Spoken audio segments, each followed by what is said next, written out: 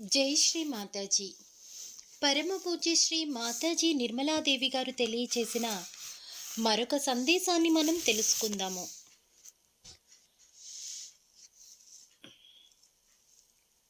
కలకత్తా ప్రజల ఆధ్యాత్మిక అభివృద్ధిని చూసి నేను చాలా ఆనందిస్తున్నాను. ఇక్కడ ఎందరో సత్యాన్వేషకులు ఉన్నారు. వారు ఇంతకాలంగా అన్వేషిస్తున్న సత్యమును కనుగొనే సమయం ఇప్పుడు ఆసన్నమైనదని వారికింకా తెలియదు. మీరు ప్రజల దగ్గరకు వెళ్ళి సత్యాన్వేషకుల కొరకై వెతకండి. మనం అన్ని వైపులకు వ్యాపించడం అనేది ముఖ్యం. సహజ యోగా వ్యాప్తితో పాటు మనం మన స్వయం శక్తిని కూడా పెంపొందించుకోవటం అవసరము. మన జీవితములను సరైన విధంగా తీర్చిదిద్దుకోవాలి. సుస్థిరమైన యోగి పుంగవుల వలె మనం ప్రకాశించాలి. జనులు మనలోని ప్రత్యేక లక్షణాలను గుర్తించే విధంగా మనం మార్పు చెందాలి. ఆ విధమైన మార్పు కొరకై ధ్యానము, ఆత్మ పరిశీలన అనేవి ముఖ్యమైనవి. మనల్ని మనం తెలుసుకోవాలంటే ప్రతిరోజు ఉదయం సాయంకాలం నియమబద్ధంగా ధ్యానించాలి. ఎందరో సహజ యోగ వ్యాప్తికై నిరంతరం పాటుపడేవారున్నారు. అలాంటి వారు వివిధ ప్రదేశాలకు వెళ్తూ రకరకములైన ప్రజలతో మాట్లాడుతూ ఉపన్యాసాలిస్తూ నిరంతరం శ్రమిస్తూ ఉంటారు. అలాంటి వారిలో దివ్యశక్తి క్రమేపీ తగ్గిపోతూ ఉంటుంది. అలాంటి వారు ప్రతిరోజు నియమబద్ధంగా ధ్యానించడం అనేది ముఖ్యాతి ముఖ్యం. ఉదయం పూట కొంతసేపు, సాయంత్రం పూట నిద్రించే ముందుగా కొంతసేపు తప్పక ధ్యానించండి. ఈ మాత్రం చేస్తే సరిపోతుంది. కానీ ధ్యాన సమయంలో మీరు సరైన ధ్యానావస్థలో ఉన్నట్లుగా మీరెలా నిర్ధారించుకుంటారు? మొదట మీలో నిర్విచార స్థితిని స్థిరీకరించుకోవాలి. ఆ సమయంలో ఇది కాదు అని అనుకుంటూ ఆ విధంగా ఆలోచనలను ప్రక్కకు పంపించండి. దీని వలన కేవలం ఓ మారు శ్వాస తీసుకోనడంతోనే నిర్విచార స్థితిని పొందడం మీరు స్వయంగా గమనిస్తారు. మీ ఎదురుగా నా చిత్రపటము నుంచి ఒక దీపమును వెలిగించండి. మీ పాదాలను ఉప్పు నీటిలో ఉంచి కూర్చున్నప్పుడు నిర్విచార స్థితి వచ్చి రెండు చేతుల్లోనూ చైతన్య తరంగాలు ప్రవహించడం ప్రారంభమైన తరువాత పాదాలను శుభ్రపరుచుకుని మళ్ళీ నేలపై ధ్యానంలో కూర్చోండి.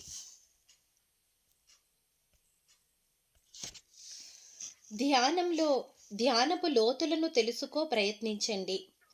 ఆలోచనలు వస్తే మరోసారి ఇది కాదు అది కాదు అని కానీ, లేదా క్షమ అంటే నేను క్షమించాను అని కానీ ఉచ్చరించాలి.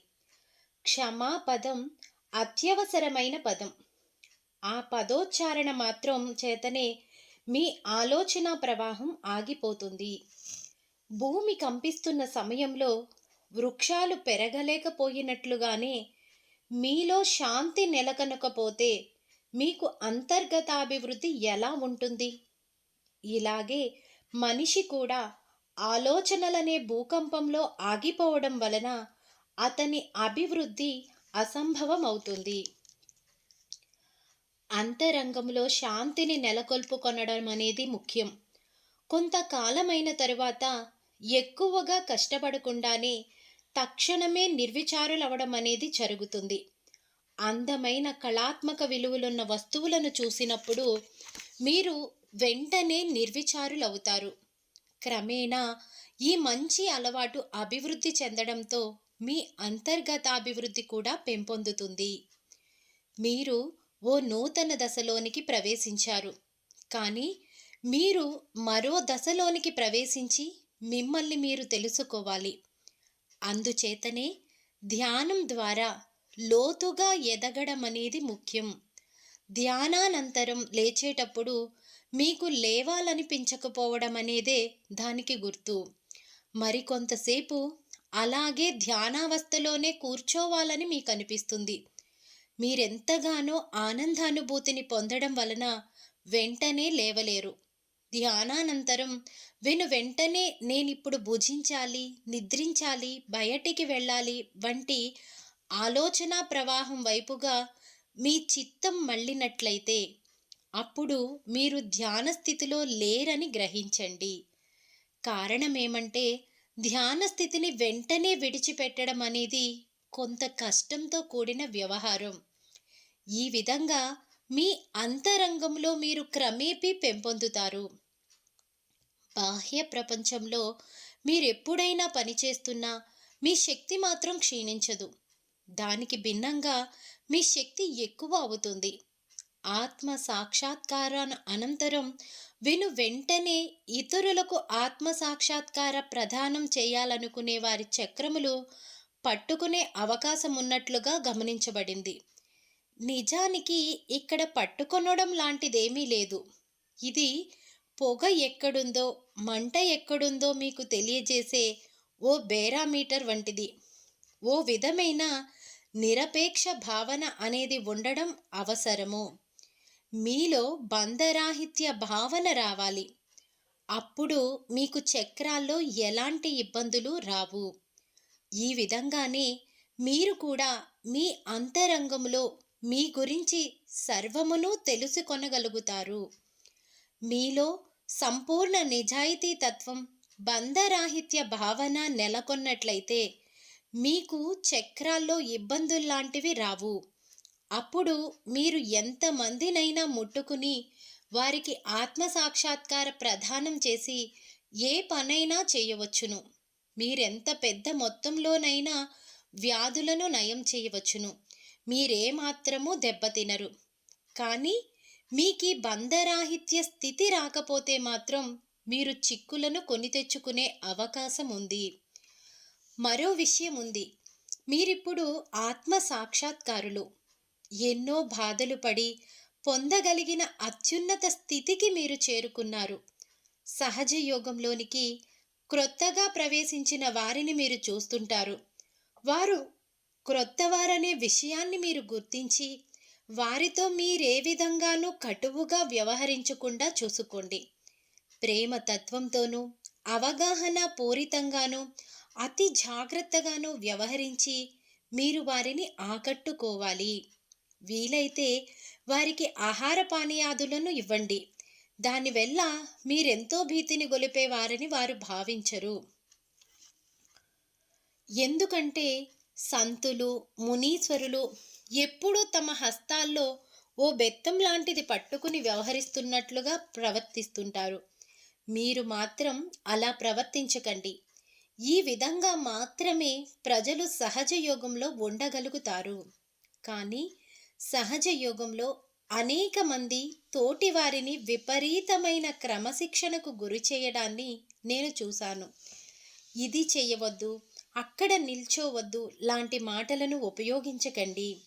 సహజ యోగంలో క్రమశిక్షణ లాంటిదేమీ లేదు. ఎందుకంటే మీ ఆత్మ ఎంతటి ప్రకాశవంతమైనదంటే ఆ వెలుతురులో క్రమక్రమంగా మిమ్మల్ని మీరు తెలుసుకుంటారు. ఆ తరువాత మిమ్మల్ని చూసుకుని మీరే నవ్వుకుంటారు. మీరే విధంగా క్రమక్రమంగా అభివృద్ధి చెందారో ఆ విధంగానే ఇతరులు కూడా అభివృద్ధి చెందగలరు. దివ్యకాంతి మీ ప్రవర్తనపై, మిగతా వారి ప్రవర్తనపై ప్రకాశిస్తుంది. సహజ యోగంలో మీరు సాక్షి స్వరూప స్థితిని పొందుతారు. ఆ స్థితిలో మీరు ప్రతి ఒక్క విషయమును కేవలం వీక్షిస్తూ ఉంటారు. మీరు ఆ విషయం గురించి ఆలోచించరు. మీ అంతరంగంలో మీకు ప్రతిచర్య అనేది ఉండకూడదు. మీరు దేని వలన ప్రభావితులు కాకుండా కేవలం వీక్షించాలి. ప్రతి చర్యకు లోను కాకుండా వీక్షించడమే అత్యంత ఆనందదాయకమైన కార్యక్రమం. ఉదాహరణకు ఒక చోట అందమైన తివాచీ ఉందనుకుందాము. మీరు ఈ తివాచీ నాది, ఇది కాలిపోదనుకుంటాను, చెడిపోదనుకుంటాను అని గాని, లేదా ఆ తివాచీ ఇతరులదైతే దాని ఖరీదెంత, అది ఎక్కడి నుండి వచ్చింది లాంటి అనేకమైన ఆలోచనలతో దాన్ని గురించి యోచిస్తూ ఉంటే ఆ తివాచీ సౌందర్యమును మీరు ఆనందించలేరు. కెరటాలు లేని నిర్మల సరోవరం తన చుట్టూరా ఉన్న ప్రకృతి సౌందర్యమును తనలో ప్రతిబింబిస్తున్నట్లుగానే మీ మనస్సు కూడా నిర్మలంగాను ఆలోచన రహితంగాను ఉండాలి. ఓ మారు ఓ సత్యాన్వేషకుడు నన్ను సమీపించినప్పుడు ఒక్క మారుగా అతని కుండలిని జాగృతి చెంది చైతన్య లహరులు ప్రవహించడం ప్రారంభమైనది. ప్రక్క గది నుండి చైతన్య ప్రవాహాన్ని అనుభూతి చెందిన సహజయోగులు వెంటనే పరిగెత్తుకుంటూ వచ్చారు. ఈ విధంగానే మీరు ఇతర సహజ యోగులను చూసినప్పుడు మిమ్మల్ని మీరే చూసుకుంటున్నట్లుగా అనుభూతికి లోనవుతారు. నామదేవుడు ఒక మారు గోరా కుమార్ను చూడడానికి వెళ్ళినప్పుడు అతను నేని నేనిక్కడికి నిరాకార తత్వమును దర్శించడానికి వచ్చాను, కానీ మొత్తం నిరాకార తత్వమును మీలో చూడగలుగుతున్నాను అని అన్నాడు. ఈ రకమైన మధురానుభూతిని ఓ సంతు మరో సంతు సమక్షంలో పొందగలడు. ఇప్పటి వరకు మనిషి అసూయ ద్వేషాలతోనే జీవించాడు. కానీ ఓ సహజ యోగిగా మార్పు చెందిన తరువాత అతను తానెరిగిన నిరాకార తత్వం తన ఎదుటి మనిషిగా సాకార రూపం ధరించినట్లుగా అనుభూతి చెందుతాడు. ఈ విధంగా ఒకరి పట్ల మరొకరికి గల ప్రేమ సూక్ష్మాతి సూక్ష్మంగాను గాఢంగాను అత్యంత ఆనందకరముగాను మారుతుంది. మనం సూక్ష్మాతి సూక్ష్మమైన బలమైన సూత్రముతో కట్టివేయబడి ఉన్నాము కనుక ఒకరి పట్ల మరొకరికి గల ప్రేమను మించినదేదీ లేదని మనం గ్రహించాలి. చాలామంది ఇప్పటికీ నా కొడుకు, నా బిడ్డ, నా ఇల్లు అంటూ ఆలోచిస్తూ ఉంటారు. ఈ నాది అనే దాన్ని త్రెంపి వేసుకుని వీలైనంత చిన్నదిగా చేసుకోవాలి. ఒక మారు అది కాస్త నశించిపోతే అప్పుడు అపరిమితమైన ఆనందం మీలోనికి ప్రవేశిస్తుంది. ఈ నాది అనే భావన మిమ్మల్ని ఆత్మ నుండి దూరం చేస్తుంది. అసలు నేనెవరిని? నేను ఆత్మను. ఆత్మ స్వయంగా తనంతట తానే ఒంటరిగా నిల్చుని ఉంటుంది. ఎవరు ఇది నా ఆత్మ అని అంటారో వారు మాత్రం సహజ యోగులు కారు. ఆత్మ నాది ని కలిగి ఉండదు. ఆత్మ యొక్క సంబంధం భగవంతునితో మాత్రమే. మీతో ఆత్మ సంబంధం ఎలా ఉంటుందంటే, ఓ వృక్షములో ప్రవహించు సారం ప్రతి ఒక్క వృక్ష భాగానికి సారమును అందిస్తూ కూడా ఏ ఒక్క భాగమునకు అతుక్కుని పోని విధంగా ఉంటుంది. ఈ నాది అనేది ప్రేమను చంపుతుంది. ఉన్నత స్థితికి ఎదిగిపోయి సముద్రంతో ఒక్కటిగా ఏకమైనప్పుడు మీరు నీటి బిందువు నుండి సముద్రంగా పరిణామం చెందడం వలన ఆ నీటి బిందువు యొక్క పరిమితులను ఛేదిస్తారు. నాది అనేది నశించినప్పుడు మనిషి వర్తమానంలో జీవించగలడు. మీరప్పుడు అత్యంత శక్తివంతులవుతారు. ఆ శక్తి అత్యంత సామర్థ్యం కలదై సామూహికత్వంలో చాలా గొప్ప కార్యాన్ని నిర్వహిస్తుంది. మానవ విముక్తి కూడా ఈ దివ్య శక్తి చేతనే సాధించబడుతుంది. ఓ నూతన యుగారంభం జరిగింది. ఇది మేము అన్న ప్రశ్న లేని ఓ ఉద్యమంలోనికి మనం ప్రవేశించిన యుగము. యావత్ ప్రపంచ సంక్షేమానికి మనమే బాధ్యత వహించాలి. దానికోసం ఓ బలము, ఓ ఔన్నత్యము, ఓ గొప్పదనము అవసరము. తద్వారా మీరన్ని సమస్యలను సమతుల్యతా మార్గంలో చూసి వాటికి తగిన పరిష్కార మార్గాలను సూచించగలుగుతారు. సహజ యోగులందరి బాధ్యత చాలా గొప్పది. సహజ యోగమును కేవలం మీ వరకే పరిమితం చేసుకోకుండా ప్రతి ఒక్కరి గృహానికి తీసుకెళ్ళి అందరికీ ఈ ఆనందమును పంచండి. మీరీ బృహత్తర కార్యక్రమమును నిర్వహించడంలో ఏ విధమైన అలసత్వమును లేదా బలహీనతను ప్రదర్శించినా అది పెద్ద అపరాధం అవుతుంది. అప్పుడు దానికంతటికీ మీరే బాధ్యులు చేయబడతారు. అందుచేత సహజ యోగంలో స్థిరపడిన వారు ఓ బలమైన వృక్షరాజం వలె నీలద్రొక్కుకుని ఉండాలి. యావత్ భారతదేశ విజయ రహస్యం కలకత్తాలో ఉంది. అందువలన సహజ యోగంలో మీరు నిలదొక్కుకుని మున్ముందుకు వచ్చి అభివృద్ధి చెందడం అనేది ముఖ్యం. అలాగే ఇతరులను కూడా అభివృద్ధి చేసి మీ వ్యక్తిత్వములను మహోన్నతంగా తీర్చిదిద్దుకోవాలి. ఎక్కడ మీరు వీడు నా కొడుకు, ఇది నా ఇల్లు అంటూ ఆలోచిస్తారో అక్కడ ఈ నా అనే ఆలోచనలను తరిమి కొట్టండి. అప్పుడు మాత్రమే మీరు గొప్పగా తయారవుతారు. ఈ నూతన ఉద్యమ సారథులుగా మనకు అలాంటి గొప్పవారి అవసరం ఎంతైనా ఉంది. దీని కొరకే మనం సంపూర్ణంగా సంసిద్ధులై ఉండాలి. ఈ సంవత్సరం చాలా ముఖ్యమైనది. అధిక సంఖ్యలో ప్రజలు సహజ యోగానికి రావాలని నేను కోరుతున్నాను. క్రొత్త వారిని ప్రేమపూర్వకంగా, సగౌరవంగా, అవగాహన తత్వంతో సహజ యోగంలోనికి ఆహ్వానించండి. ప్రతి వారు దేనిలోనో ఒక దానిలో చిక్కుకునిపోయినందున కొన్ని మార్లు కొంత ఒత్తిడితోనూ, మరికొన్ని మార్లు విషయాలను పరోక్ష పద్ధతిలో వివరిస్తూ వారిని రప్పించండి. రష్యా దేశస్థులకు గురువులు కానీ ప్రత్యేక పూజా విధానాలు కానీ లేనందున వారు శుభ్రపరిచిన పలకల వలె ఉన్నారని చెప్పవచ్చును. కనుక వారికి ఆత్మ సాక్షాత్కారమునివ్వడం ఎంతో సులభతరమైంది. ఇక్కడి వారు మాత్రం ఇక్కడా లేరు, అక్కడా లేరు. వారు తమ స్వంతం కాదు గనుక నేను ఈ ఫలానా గురువుకు సంబంధించిన వ్యక్తిని అని అంటారు. అలాంటి వారితో చాలా జాగ్రత్తగా వ్యవహరించండి. గురు దర్శనం కావాలన్నది ఇక్కడున్న మరో జబ్బు. గురువు యొక్క కర్తవ్యం శిష్యులకు జ్ఞానాన్ని అందించడమే కానీ దర్శనం ఇవ్వడం కాదు. గురువు ప్రజలకు జ్ఞాన ప్రదానం చేసి వారికి ఆత్మ సాక్షాత్కారం ఇవ్వాల్సి ఉంటుంది. ఆత్మ జ్ఞానమును అందించనంత వరకు ఆయన గురువుగా ఎలా పిలువబడతాడు? గురువు అంటే జ్ఞానమును అనుగ్రహించువాడు. ఇది మీ కేంద్ర నాడీ వ్యవస్థపై తెలుసుకోగలిగిన జ్ఞానం.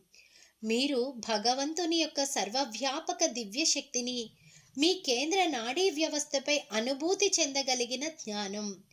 ఆయన ఈ జ్ఞానమును మీకు అందించకపోతే అప్పుడు మీరు అలాంటి విషయాలకు అతుక్కుని ఉండిపోవడం వలన మిమ్మల్ని మీరు సర్వనాశనం చేసుకున్నవారవుతారు.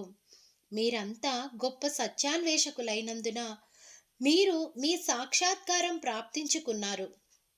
ఇదే విధంగా మీరు కూడా మిగతా వారికి ఈ అనుగ్రహమును అందించడం ద్వారా వారిని ఆనందింప చేయండి. హిందువులు, ముసల్మానులు, క్రైస్తవులు ఇంకా తదితర మతాలకు సంబంధించిన వారు తామంతా తమ తమ మతాల్లో అన్వేషిస్తున్నప్పటికీ ఏ మాత్రం ప్రయోజనం లేకపోయిందని వారు నాతో చెప్తుంటారు. దానికి కారణం ఈ మత ధర్మాలన్నీ మానవులు రూపొందించినవి. ఈ ధర్మాలను రూపొందించిన వారు మాత్రం ఇప్పుడు లేరు. సహజ యోగులైన మీరు నిర్వర్తించవలసిన ధర్మమే వాస్తవమైన ధర్మము. అందులో కృత్రిమత్వమునకు చోటు లేదు. మానవుడు ఓ మతమును రూపొందిస్తే అతనికి భగవంతునితో ఇంతవరకు కలయిక లేనందున ఆ మతం అపమార్గం పట్టి తీరుతుంది. మనిషి వాస్తవమైన ధర్మమును తీసుకుని అపమార్గాన ఉంచడం సంభవించింది. కానీ మీరిప్పుడు విశ్వమతమును రూపొందించాలి. ఈ విశ్వమతమే దైవమైనందున మీరంతా ఆత్మ సాక్షాత్కారం సాధించినందున ఈ విశ్వమతంలో మానవ సంబంధమైన లోపాలు ఉండే అవకాశం లేదు. కనుక ఓ అంతరంగ మతమైన ఈ విశ్వధర్మమును మీరు నిజాయితీతో ఆచరిస్తూ మిమ్మల్ని మీరు నిర్మలపరుచుకోవాలి. ప్రతి వ్యక్తి తాను పొందినది సత్యమేనని గ్రహించిన రోజున ఇంతకు పూర్వం అతనే మతానికి సంబంధించిన వాడైనా తన మత సారాంశమును సహజ యోగంలో పొందగలడు. అతను తన మతంలో ఉన్న దాన్ని తనలో వాస్తవంగా జాగృతి చేయబడటాన్ని గమనిస్తాడు. మీరు మానవ నిర్మితమైన మతావలంబకులైతే మీ మతం పేరు మీద మీరు ఎలాంటి పాపకృత్యాన్నైనా చేయగలుగుతారు. కానీ సహజ యోగానికి వచ్చిన తర్వాత మీరే స్వయంగా ధార్మికులుగా రూపొంది అందరి బాగోగుల గురించి యోచిస్తారు. అయినప్పటికీ క్రొత్త వారితో మాత్రం మీరు చాలా జాగ్రత్తగా మాట్లాడాలి. లేకుంటే తాము దురాక్రమణకు గురి అవుతున్నట్లుగా వారు భావించే అవకాశం ఉంది. మనం మనలో నెలకొని ఉన్న ధర్మమును జాగృతి చేయవలసి ఉన్నదనే సత్యమును వారు అర్థం చేసుకునే విధంగా మీరు అతి జాగ్రత్తగా వారితో వ్యవహరించాలి. క్రీస్తు ప్రవచనాల ప్రకారం మీకు కలుషితమైన కళ్ళుండరాదు, కానీ ఏ క్రైస్తవుడైనా నిష్కల్మషమైన దృష్టిని కలిగి ఉన్నాడా?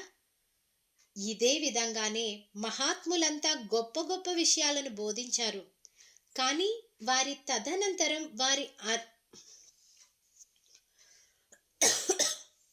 కానీ వారి తదనంతరం వారి వారి మాటలు మాత్రం దానికి విరుద్ధంగా వారి అనుచరులు మాత్రం దానికి విరుద్ధంగా వ్యవహరించారు. కనుక క్రొత్త వారంతా మెల్లమెల్లగా అంధకారం నుండి వెలుగులోనికి వస్తున్నందున క్రమేణా వారు అవగాహన చేసుకునేట్లుగా మీరు ప్రవర్తించాలి. మీ అనుభవమును వారికి అందించి తమ తప్పుడు అవగాహన నుండి వారిని బయటకు రప్పించి ఈ విశ్వధర్మములో వారు నిలద్రొక్కుకునేటట్లుగా మీరు చేయాలి. వారిలో ఆ ధర్మ ప్రవాహం స్థిరీకరణ అనేది మాత్రం ఉండాలి. ఎవరెక్కడి నుండి వచ్చినా వారిలో అనేక మంది సత్యాన్వేషకులున్నందున వారందరినీ ఆహ్వానించండి.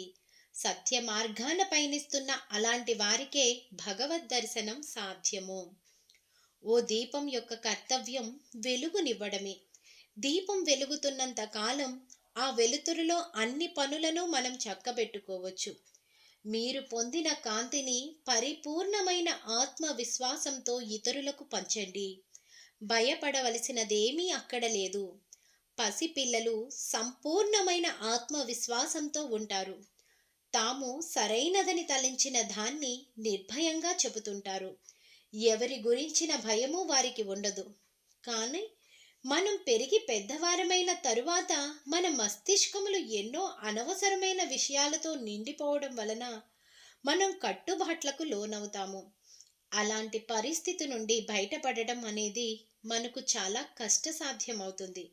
కనుక మనమంతా ఇతరులతో చాలా అవగాహన పూర్వకంగా వ్యవహరించాలి. ఈ ప్రేమ శక్తినే మీరు పొందాలి. ఆదిశక్తి పూజ నిర్వహింపబడడం ఇదే ప్రథమ పర్యాయం. మహాకాళి, మహాలక్ష్మి, మహాసరస్వతితో సహా సర్వశక్తులు శ్రీ ఆదిశక్తి నుండే ఉద్భవిస్తాయి. ఈ శక్తులన్నీ తిరిగి ఆమెలోనే విలీనమవుతాయి. శ్రీ ఆదిశక్తియే అన్ని చక్రములపైన ఆధిపత్యం వహించినందున ఆ దేవి మాత్రమే ఈ మహత్తర కార్యక్రమం నిర్వర్తించగలదు. ఆమెయే వివిధ చక్రముల పరస్పర సంబంధములను నియంత్రించడం జరుగుతుంది. సూక్ష్మాతి సూక్ష్మమైన విషయం కూడా ఆమెకు తెలుసు. ఈ భూమిపై అవతారం దాల్చిన అవతారమూర్తులంతా మన ఆధ్యాత్మిక పురోగమన మార్గంలో మైలురాళ్ళు వంటివారు. దేవీమాత రక్కసి మూకలను తుదముట్టించి తన భక్తులను కాపాడుకున్నట్లుగానే దివ్యావతారులంతా ఒకే రకం పని చేయవలసి వచ్చింది. అందుచేతనే శ్రీకృష్ణుడు ఈ లీలను సృష్టించాడు. ఇదంతా ఓ నాటకం. అంత గంభీరంగా ప్రవర్తించవలసిన అవసరమేదీ లేదు. శ్రీకృష్ణుడు తన మాధుర్య స్వభావంతో ప్రతి ఒక్కరినీ గెలుచుకున్నాడు. మన లోపాలన్నింటినీ ఆయన మృదు మధురంగాను పరోక్ష పద్ధతిలోనూ ప్రస్తావించాడు. ఆయనదొక అత్యంత సుందరమైన అవతారం. ఆయన తదనంతరం గంభీరావతారులైన బుద్ధ, మహావీరులు వచ్చారు. ఆ గంభీరత్వంలో వారు ఆత్మ యొక్క ఏకత్వమును గురించి, సంపూర్ణ జ్ఞానం గురించి ప్రవచించారు. అప్పుడు గంభీరత్వం అభివృద్ధి చెందడం వలన ప్రజలు గంభీర మనస్కులుగా తయారై తమ జీవితాలను దుర్భరమయం చేసుకున్నారు. నిజానికి బుద్ధుడు, మహావీరుడు ఆ విధంగా చెప్పలేదు. ఆత్మ సాక్షాత్కారం పొందునంత వరకు మనిషి రుజుమార్గాన ఎక్కువ దూరం పయనించలేడు. యేసు ప్రభువు తదనంతరం సాధారణ ప్రజానీకం పాల్చే ప్రారంభింపబడిన మతమును అనుసరించడం వలన ప్రతి ఒక్కటి అపమార్గాన పయనించడం ప్రారంభమైంది. ఇదే విధంగా మతం అనేది కష్టదాయకంగాను, అందరికీ అందుబాటులో లేని విధంగాను తయారైనందున ప్రతి మతంలోనూ విషయాలు అపమార్గం పట్టినవి. ఈ ఆధునిక కాలంలో కుండలిని విషయంలో ప్రజలు అనేకమైన తప్పుడు విషయాలు చెప్పారు. భగవంతుడనేవాడు ఉన్నాడని, సత్యము అనేది ఉందని, అది ఆత్మరూపంలో ఉందని, ఇప్పుడు ఏ విధంగా మానవ జాతిని విశ్వసింపచేయాలనే ప్రశ్న ఉదయించింది. కనుకనే శ్రీ ఆదిశక్తి అవతరించవలసి వచ్చింది. ఆ దేవి మాత్రమే ఈ పని చెయ్యగలుగుతుంది. ఆమెకు ప్రతి చక్రము గురించి క్షుణ్ణంగా తెలుసు. మానవుల మధ్యకు వచ్చి ఓ సాధారణ మానవ మూర్తిగా ఆమె జన్మించవలసి వచ్చింది. ఆ విధంగా మానవుల్లోని సమస్యలేమిటో, దోషాలేమిటో ఆమె తెలుసుకోగలుగుతుంది. ఈ దోషాలన్నింటి మధ్యన కుండలిని జాగృతి ఏ విధంగా చేయాలో గ్రహించగలుగుతుంది. జాగృతమైన కుండలిని శక్తి బ్రహ్మరంధ్రమును ఛేదించడంతో మానవులు సత్యమును దర్శించగలుగుతారు. ఆ విధమైన పరిశీలన ద్వారా వారు తమను తాము చూసుకుంటూ స్వయంగా అర్థం చేసుకుంటారు. దానితో దివ్యశక్తి వారిలోనికి ప్రవేశించి వారు రోగ విముక్తులవుతారు. ఈ నూతన కార్యక్రమంలో దేవతలు, సంతులు, అవతారమూర్తులు మొదలైన గొప్పవారంతా అవతరించారు. శ్రీ ఆదిశక్తి యొక్క శారీరక రూపంలోనికి వారంతా రావలసి వచ్చింది. అందుచేతనే ఈ అవతారం దిగి రావలసి వచ్చింది. ఆ విధంగా యావత్ ప్రపంచం ఉన్నత స్థితికి చేరుకోగలుగుతుంది. ఈ విశ్వమును, ఈ ప్రపంచమును సృష్టించిన దైవానికి మానవ మాతృల చేతుల్లో పడి తన సృష్టి నాశనమైపోవడం ఎంత మాత్రం ఇష్టం లేదు. అందుకనే ఈ పని ఎంతో బ్రహ్మాండమైన ప్రాముఖ్యతను సంతరించుకుంది. ఇప్పుడు ఈ కార్యక్రమం శిలువపైకెక్కడం లేదా దాని గురించి మాట్లాడడం వంటిది కాదు. ఇందులో మనిషి స్వయంగా అభివృద్ధి చెంది ఇతరులను కూడా అభివృద్ధి చేయవలసి ఉంటుంది. ఇది కష్టమైన పనే. కానీ ఈ పని దేవీమాత మాత్రమే చేయగలదు. ఆమె శక్తి మాత్రమే చేయగలదు. ఆమెకు ప్రేమతత్వం, అవగాహన తత్వం, సహన శక్తి లేకపోతే ఆమె దాన్ని చెయ్యలేదు. కనుకనే ఈ అవతారం అత్యంత ప్రముఖమైనది. ఆమె మహామాయాతత్వమని మీకు తెలుసు. దానికి తగిన కారణముంది. మహామాయ కాకపోతే మీరామెను తెలుసుకోలేరు.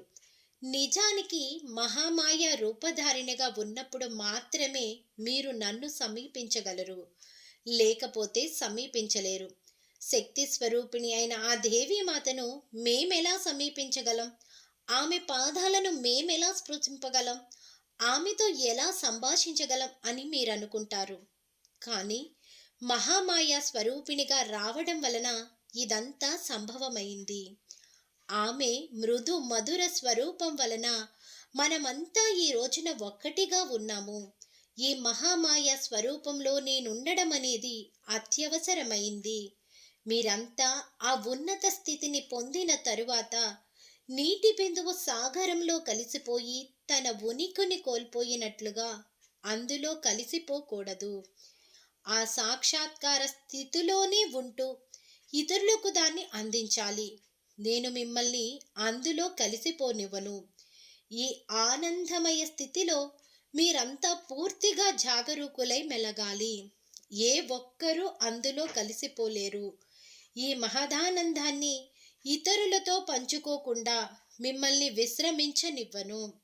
ఇలాంటి ఏర్పాటు జరిగినప్పుడు మాత్రమే మీరు మీ బాధ్యతల్ని సక్రమంగా గుర్తించగలుగుతారు.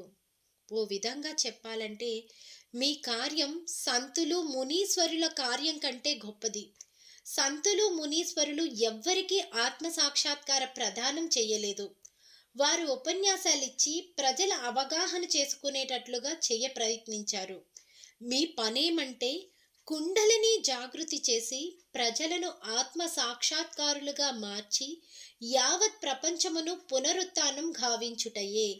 ఇది అతి ముఖ్యమైన దైవ కార్యక్రమం. సాక్షాత్తు శ్రీ ఆదిశక్తి స్వయంగా ఈ పనికై దిగి రావలసి వచ్చింది. ఈ పని ఆమె రాకతో ప్రారంభమై అత్యంత సుందరంగా కొనసాగుతున్నది. చమత్కారపూరితమైన అనేక రకాల ఫోటోల్లో మనకు ఎన్నో నిదర్శనాలు కనిపిస్తాయి. సహజ యోగులు కాని వారు వాటిని విశ్వసించరు. కనుక వారికి ఫోటోలు చూపించకూడదు. ఈ ఫోటోలు ఏ విధమైన శక్తి లేని సాధారణ కెమెరాల ద్వారా పరమ చైతన్యంతో రూపొందింపబడుచున్నవి. ఫోటోల్లో అంతటి అత్యధిక కాంతి నా శిరస్సు నుండి వస్తున్నట్లుగా కనిపిస్తుంటే దాన్ని మీరెందుకు మీ కళ్ళతో చూడలేకపోతున్నారు? కెమెరా మాత్రమే ఎందుకు చిత్రీకరించగలుగుతున్నది? ఎందుకంటే మీకు మాత్రమే నేను మహామాయను, కానీ కెమెరాకు కాదు గనుక. కెమెరా ఫిల్ములోని పరమాణు కణాలకు నేను తెలుసు. భగవంతుడు మీకు స్వేచ్ఛను ప్రసాదించాడు, కానీ ఈ ప్రాణరహితమైన వస్తుజాలానికి స్వేచ్ఛ లేదు. అవి భగవంతుని ఇచ్చ ద్వారా మాత్రమే పనిచేస్తాయి. ఈ స్వేచ్ఛలో ఏ విధమైన ఆటంకం గాని తప్పులు గాని ఉండవు. అందుచేతనే ఆమె మహామాయా స్వరూపిణి. నేను కూడా మీలాగే ఉన్నాను. నా మొత్తం ప్రవర్తన మీ వలనే ఉంటుంది. మీరంతా శ్రీ ఆదిశక్తి పూజను అందుకునే సమర్థతను పొందెదురుగాక. జై శ్రీ మాతాజీ. జై శ్రీ మాతాజీ. జై శ్రీ మాతాజీ.